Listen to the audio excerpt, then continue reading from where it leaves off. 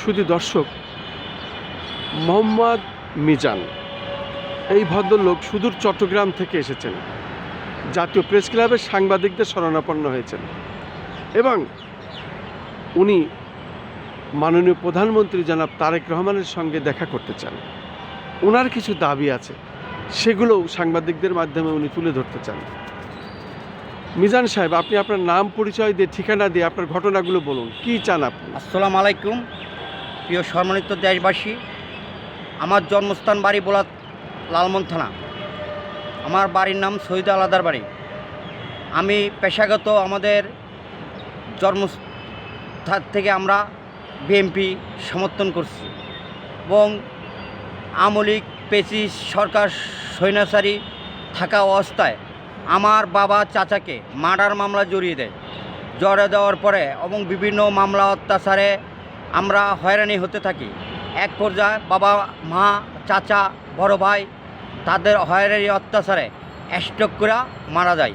হ্যাঁ, তারপরে আমার বড় ভাইকে বাড়ির থেকে ডেকে নিয়ে এবং মারছে কে, এই ছাত্রলীগের পোলাপানে। তারপরে আমি এলাকায় থাকতে পারি না, এলাকা না থাকতে পারে আমি চট্টগ্রাম শহর অবস্থান করি। তখন আমি এই বড়পোল, চট্টগ্রাম আমির খুচু ভাইয়ের এলাকায় বড়পোল, এবং আমি সেখানে ভোটার হই এবং আমি আমার আর্থিক অবস্থার কারণে তারেক জিয়া দেশে আসার পরে আমাদের নেত্রী আসার পরে আমি এবং আর্থিক অবস্থার কারণে আমি তারেক জিয়ার সাথে দেখা করতে পারি নাই। না পারার কারণে যা চিন্তা করলাম একটাই, যে আমার সরকার ক্ষমতা আসার পরে আমি তারেক জিয়ার সাথে দেখা অবশ্যই যত চেষ্টা হোক করব। বর্তমানে আমি আজকে 4 দিন ঢাকা শহর আসলাম। আইসা আমি বিভিন্ন বিএনপির কার্যালয়, অফিস এবং বিভিন্ন জায়গায় যাই। আমাকে পরিস্থিতি কেউ দিচ্ছে না, বলতেছে এখানে যাইতে হবে, এখানে যাইতে হবে, এখানে যাইতে হবে, এবং কোনো দিকে আমি কোনো আস্থান পাচ্ছি না। না পাওয়াতে আমি এখন এই সাংবাদিক মিডিয়ার কার্যালয়ে আসতে বাধ্য, যেহেতু আমাদের নেত্রী শুধু একটি কথা বলতেছে, বিগত দিনে বংশগত বিএনপি। আমি সেই মিজান, বাংলার বুকে আমি বিএনপি, আমার বংশগত বিএনপি, আমি বিএনপি করি, আমার বংশগত বিএনপি, আমার সবাই মারা গেছে এবং আমি সেই মিজান বলতেছি একটা কথা। আমি তারেক জিয়া ভাইকে শুভেচ্ছা জানাচ্ছি, যেহেতু আমরা বিনিময়, আমার বাড়ির ঘর নাই, আমার ঘর দুয়ার 5 আগস্টের পরে তুফানে ঘর দুয়ার পড়ে আছে, কিন্তু আমার আর্থিক সামর্থ্য নাই যে আমি ঘরটা করে আমার মাথা রাখার ঠাঁই হবে, ওই জিনিসটা আমার নাই। লাস্ট আমি তারেক জিয়া ভাইয়ের সাথে সাক্ষাৎ করতাম আসতে আমাকে কেউ সাক্ষাৎ করার সুযোগ আর নাই, বলতেছে যে তারেক জিয়ার সাথে এখন আর দেখা করার সুযোগ নাই তোমার, ঠিক আছে তুমি এখানে যাও, এখানে যাও। আমি কোনো ঠাঁই পাচ্ছি না, তার জন্য আমি মিডিয়াতে বাধ্য। এখন আমার বাংলাদেশ সরকারের কাছে একটি আবেদন, যেহেতু আমি বংশগত বিএনপি এবং আমি আমির খুচুর এলাকায় আমির খুচুকে ভোট দিয়েছি, ধানের শীষ প্রতীক নিয়ে বিভিন্ন আন্দোলন সংগ্রামে জড়িত ছিলাম।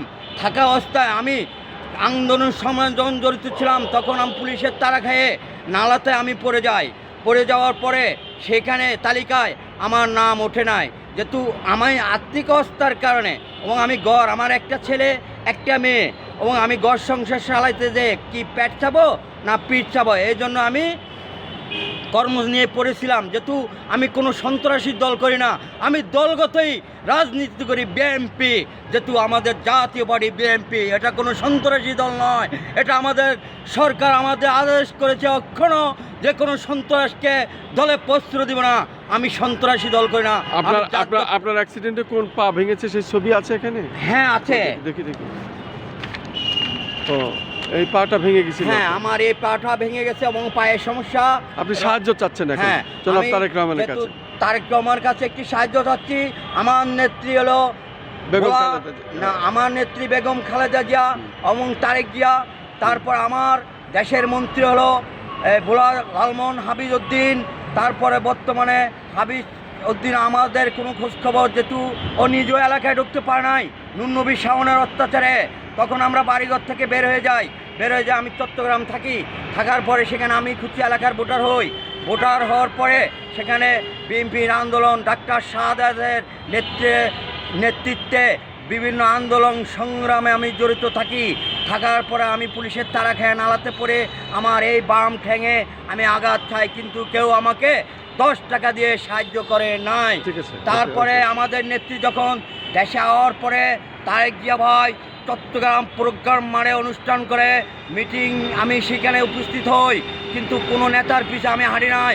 আমার পকেটের টাকা খরচ করে আমি নেত্রীকে স্বাগতম জানাইতাম গিয়েছি, ঠিক আছে, বিনিময়ে আমি কিছু পাই নাই। ধন্যবাদ, তখন ধন্যবাদ। আমার তারেক জিয়া ভাইয়ের কাছে একটি আবেদন, আমার যেহেতু চলার প্রসেস এবং আমার মাথার ওজার ঠাই, যেহেতু আমি বংশগত বিএনপি, আমি কখনো আওয়ামী লীগ করি নাই।